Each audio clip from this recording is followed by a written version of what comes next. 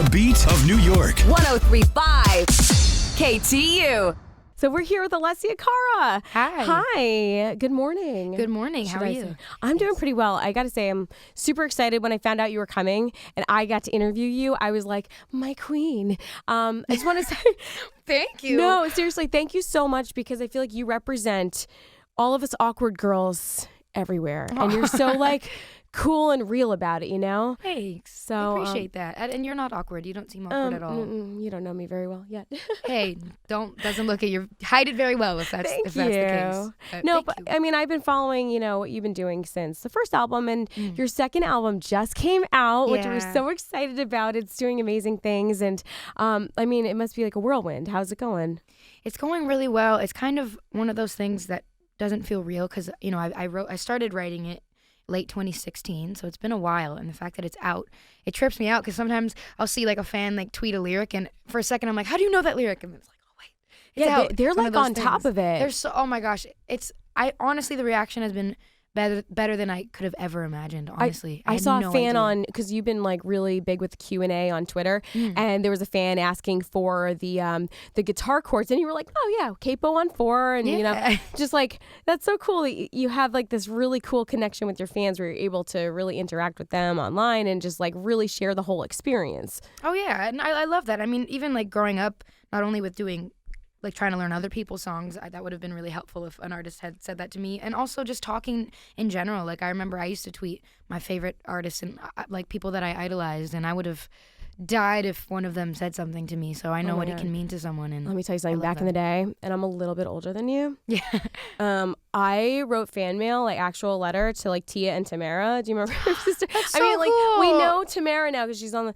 But like they actually wrote me a handwritten thing back, and I was They just did? like, oh. So that's like kind of the equivalent of like what you're doing for your fans now, just by like tweeting to them. They're probably like framing the thing. That's so cute. Yeah, it's so sweet. It's hard to think that I could be that to somebody because I'm just me and I'm a music fan first and as well. So it's a strange concept, but I know what it can mean, and that's why I always try to, interact. And I mean, I also just enjoy it. Like they're really funny and hilarious and amazing, and I actually enjoy talking to them. It's incredible. Yeah, it's so cool. So the pains of growing, and well, to kind of promote your album, you had the gray suit. Can we talk about it? Because I feel like it's very like symbolic. Yes, it is. It is symbolic.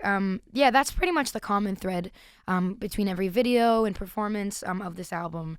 And I wanted to basically represent the idea of what it can feel like to grow up. And sometimes, or a lot of the time, I feel like a little kid in a role that's too big for me, And when you think adult, or when you think of like hyperbolized version of an adult, like you think, or I think like businessman suit.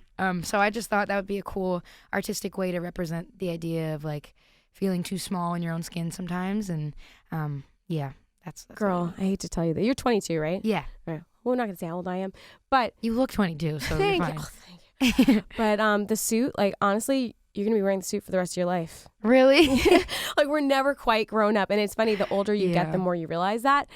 But like on a funny note with this, there was, about the promotional items that were sent out to like all the radio absolutely. It's the creepiest thing on the planet. And they're life size. They're actually 5'1" like me. I was like, how do I bring this up without offending you? Like I didn't want to offend you. But like, okay, so it was a cardboard cutout. Maybe you can explain it a little bit better. Yeah, well, it was a cardboard cutout of me in the suit. It's a picture, one of the pictures I took for the album cover that we didn't use for the album cover, and it's my face is like deadpan like this, staring right into the like I'm lens. getting like the Ring vibes a little bit.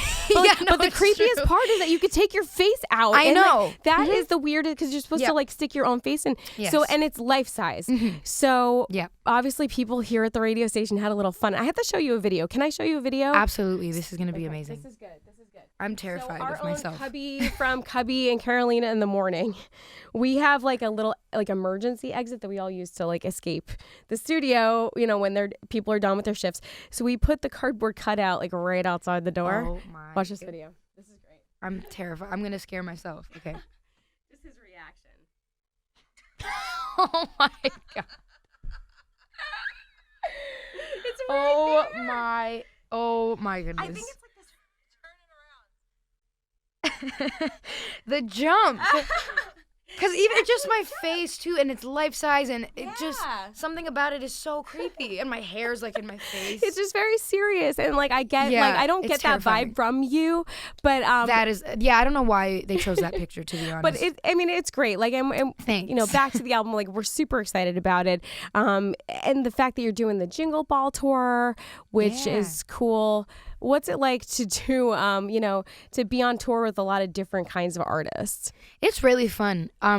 Because like I said, I'm a music fan first, so like I have a lot of these artists in my phone and I'm listening to them all the time. So getting to watch them live, it's like a free concert with like all in one.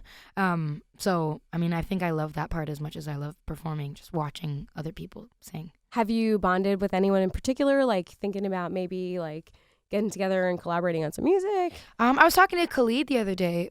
He's the best. And yeah, we've spoken about it a bunch. I would love to do something with him though. He's so cool. We've done something with Logic already, but like, it would be cool just to write together or something. That's amazing. It's awesome. He's the best. Yeah, you know, I was thinking to myself, like, I feel like you're only second album in, and you're doing so much writing yourself. You're doing, even producing. I think, didn't you produce like 2 or 3 songs? 3 songs, 3 songs. Oh my gosh. It's pretty crazy. Well, they're like the most laid back production on all of the whole album, so I'm not like a huge crazy producer, but I would love to do that eventually. This was like my first, you know, like dip of the toe in the water of production. And I have to say, like, some of the songs that have like just the acoustic guitar, like, those are my favorites. Oh, like they're just like it doesn't need, you know, the bells and whistles, but there are songs on there that do have that. I mean, what's your personal favorite on the album? This is a tough question. It's different all the time. I would say like on one end, the bells and whistle side, I do really love 7 Days. There are a lot of words in that song. There's a lot in that song, but I feel like, I don't know, just the fact that I was able to articulate that song the way that I had hoped is just something that I'm proud of, which is good. And then on the other end, like the more minimal side, I feel like I don't know, I'm really proud of A Little More and I Don't Want To. I think those are some of my favorites. You guys are gonna have to check it out. Back to 7 Days, like that's the only one that's really like not as introspective, I guess, in a way. It's more kind of like commenting on like the world as is. Yeah, right which in a way is kind of introspective because it's kind of like, am I part of the problem too, you know? And you got to look at yourself too and think about like, what am I doing to help this, you know? True. Yeah. Well, we can just blame everything on social media. Exactly. Pretty much social media is the problem. It is. That's the problem. And the retrograde. That's what I always say. Yeah. You know, I don't know if you believe Mercury. in that. We actually have in engineering, there's like a big computer screen. So if things are like going rotty, we just look on the screen to see if Mercury is in retrograde because literally that is social media. No, seriously. It's the truth. I really believe in that stuff. Maybe it's just a like a defense mechanism to not like blame myself for things, but hey, it works. I mean, like I'm in the same boat. But I saw you like turned off your comments on Instagram and stuff. Yeah, I've been doing that for like a couple of years now. Yeah. Or a year. Yeah, about a couple of years. Good Whoa, for I you. just stuttered in the strangest way. Did you guys hear that? I'm like retrograde. Yeah, I've been doing that for a while, and I think it's one of the smartest things I could have done, honestly. Especially just because I just want to have one social media account that is just free of any type of hate, you know? Yeah.